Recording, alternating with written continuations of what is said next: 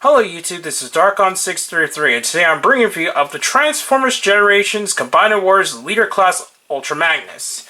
Now, this version of Ultra Magnus is by far the best representation of Ultra Magnus we have up to this point, including the fact that this thing actually can represent either a G1 Generation style Ultra Magnus and at the same time the IDW Ultra Magnus, since it actually comes with Minimus Ambus inside of his body, which is a nice touch.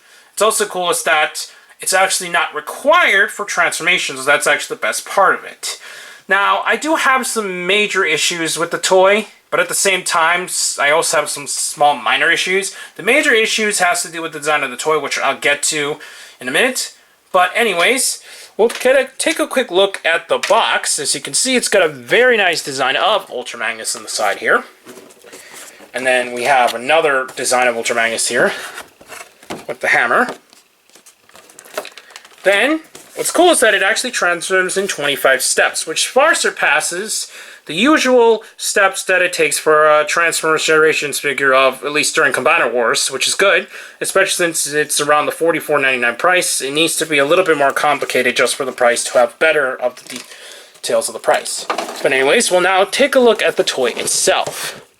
Now, the toy contains several accessories as usual. One, the usual trading card, which looks really nice. And then, technically, it comes with the two shoulder-mounted cannons on the side of his shoulders, two guns, which actually can combine into a hammer weapon, which I'll get to in a minute, and Minimus Ambus, which is inside of his chest. But before we go to Minimus Ambus, I'm just going to show how it looks like in the guns in his hands. Now, here's where the major issue comes with. Because of the way that it's a very loose pin joint on both of the arms, unfortunately, as you can see, it already started happening. He can't fully hold on to the weapons without it sliding off, which is really annoying, and I really hate that kind of design of Transformers overall. Now, while it looks cool because of articulation-wise, it just doesn't work when it comes to handheld weapons, and I really hate that. I wish these hands were just molded in so that you can at least plug in the weapons so without any problems of it falling out.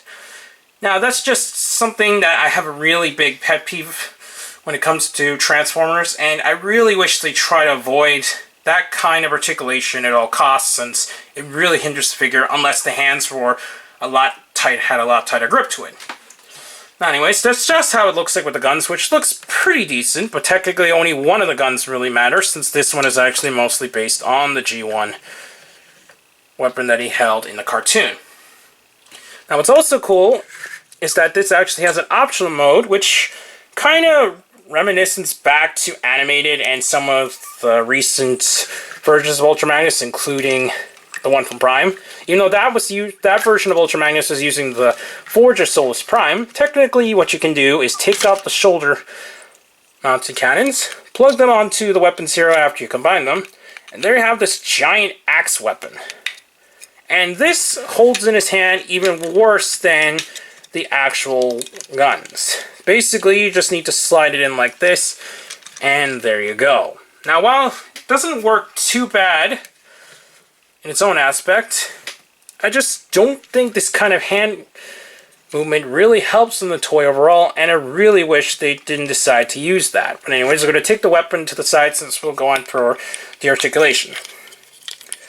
Now,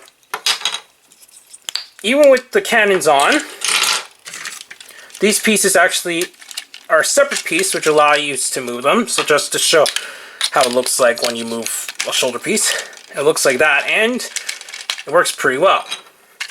His head can turn just around this much due to the way that his head joint is designed, and he can kind of bend a little upward, but that's due to transformation, and it looks kind of awkward, and it kind of looks like it's breaking his neck. Now, his shoulders have a full movement there, and also outward as well. He has a swivel up in his elbow. He can bend 90 degrees there. And obviously, as I mentioned earlier, he does have the single hand articulation there. He has no waist articulation, but his legs are on ratchets, which allow full movement back and forth and outwards. His leg is on a swivel. He can bend at the knee a little bit more than 90 degrees, and that has never happened to me, actually. I'm gonna slide that back in because it is on the mushroom peg design. Then you can kind of pivot on the feet, but it's relatively good because of the way that the transformation is. So in terms of articulation, he is pretty impressive. Now before we go into transformation, just to mention here first, is that he is kind of like a Gundam kind of style transformer. And what I mean by that is that when you open up the chest component here, inside is actually Minimus Ambus kind of slotted in. And you have to fiddle around with it just a bit just to get him out, since he does actually stay in quite secure and snug. But once you get him out, we'll take a look at Minimus Ambus up close. And once you get one leg out, it's a lot easier to get out the other leg. And there you go. Inside is just a little cockpit design. And what's cool is that you actually do not need Minimus Ambus to fully transform it.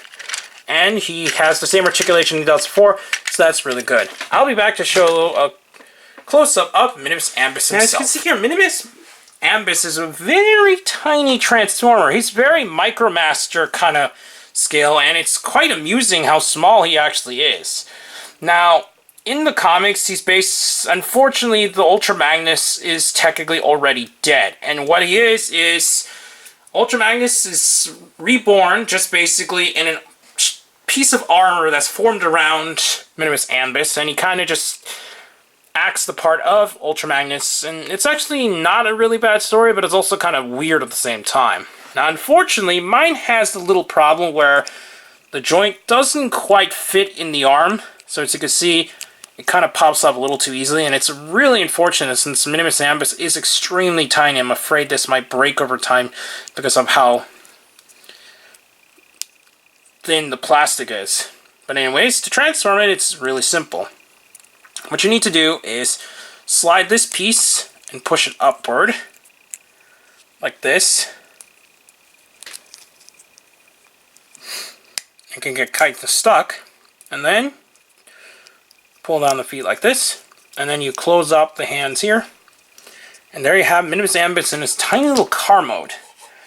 His car mode doesn't have any wheels at all, since it's kind of like a hovering kind of car design, and it kind of just slides across. As you can see, there's no real movement, and it just kind of moves by friction. But I still think it's rather nice that it came with this tiny little Micromaster kind of style transformer, since it does give a little bit more play value to the toy. And the best part is that he's actually not necessary to fully transform Ultra Magnus in his robot mode. Now, the reason why I also took him out right now is, unfortunately, when transforming Ultra Magnus into his vehicle mode, Minimus Ambus cannot sit inside the chest compartment because the head actually goes inside and there's no more space for it. So that's kind of unfortunate that they didn't find a way to design Minimus Ambus able to just sit inside while transforming. But anyways, we'll go on to the transformation of Ultra Magnus next. Anyways, the transform of Ultra Magnus has actually got quite a bit of transformation schemes that are reminiscent to his actual G1 toy counterpart, which is actually quite interesting. Basically, what you gotta do is slide the shoulders in so that the arms fully form like this. And this is one of the things that the G1 Ultra Magnus did. Even to the point where you slide out the pieces here, it's still quite close to the G1 counterpart in terms of transformation. Now, what you're going to do next is pull out this piece here, pull up the head so that you can get into here, and you're going to slide this piece inside, close it off, and then push down this panel here, so now you form the cab fully. You're going to take this out, turn around, and it's going to peg into the cab piece. So unlike the G1 toy, which was actually a separate cab piece, this is actually its own piece attached to the body. So you can see right in here, this is very close to the G1 toy on its own. But anyways, you're going to pull down these panels, and you're going to take these red back panels and pull them up here.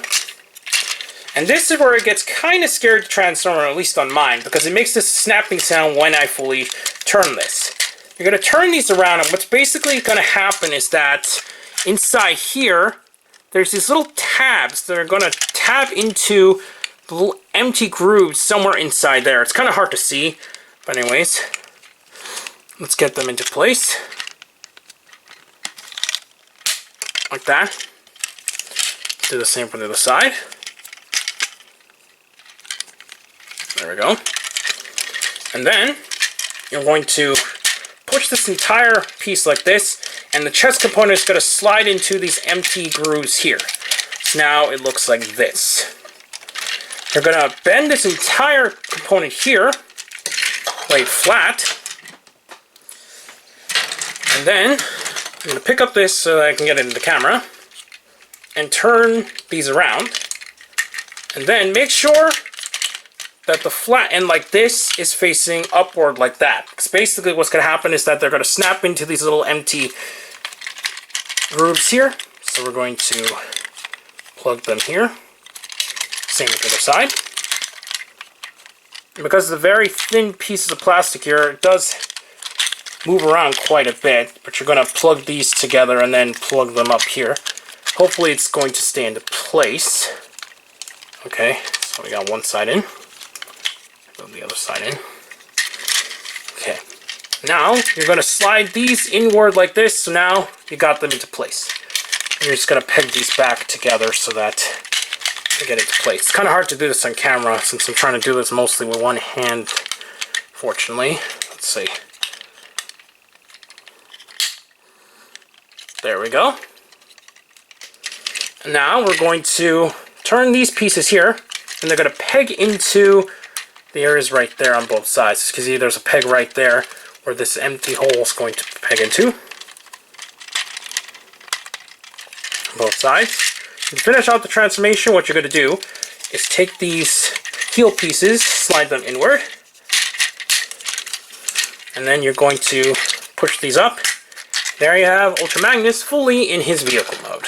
And here we have Ultra Magnus in his trailer mode.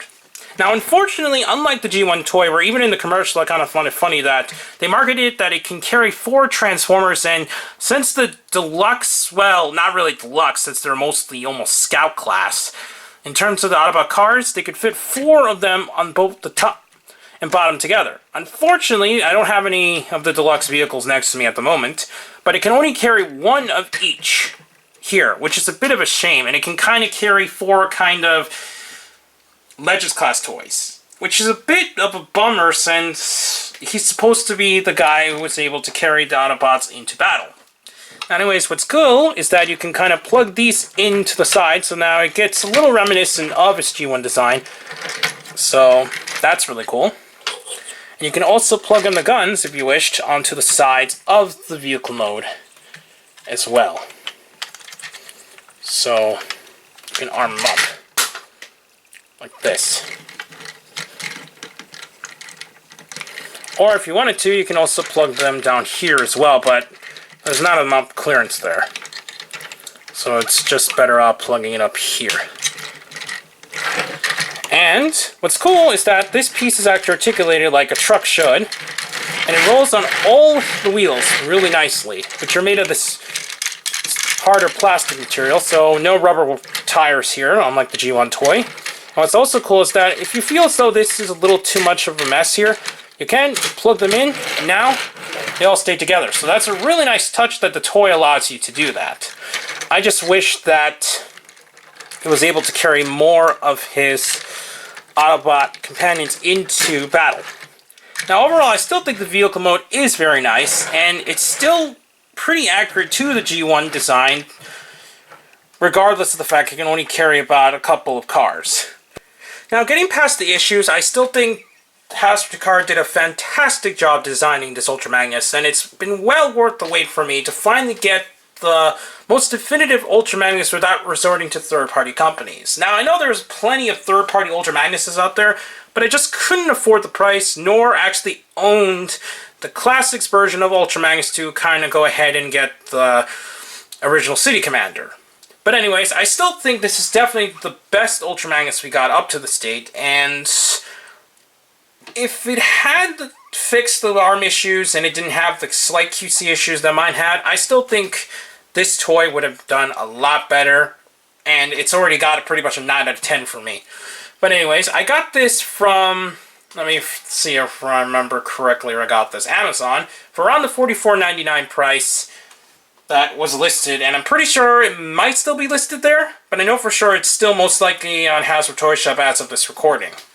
But anyways, I still think this is definitely a worthwhile pickup, especially if you're a fan of Ultra Magnus. And with this, it pretty much finishes off the main 1986 or 87 movie cast, except for maybe the kind of right scale wheelie that isn't a retool of Jazz or the original Classics Legends. And with that supposed rumored wheelie on the way, we could probably guess that's just going to finish it off completely. But anyways, please comment, subscribe, and please check out Hero Otaku for the latest in hero news. Also, check me out on Twitter under Darkon633. Don't forget to comment, subscribe, and check down the channels down below. Also, check out the WRW podcast, and there's a new channel located down below on their YouTube channel. But anyways, I'll see you YouTube. Bye.